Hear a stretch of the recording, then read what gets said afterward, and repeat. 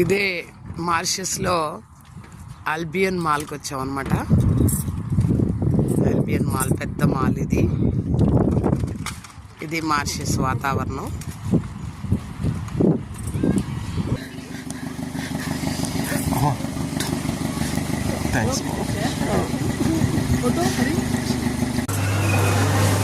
Water bottle 300 ఇక్కడ ఈ see ఫుడ్లో పెద్ద పెద్ద చేప ముక్కలు అన్నమాట ఇవి. మరి ఇవేంటో ఇవి కూడా సీ ఫుడ్లో రకాలు. ఇక్కడ ఒక రకమైన ఆకుకూర ఇది.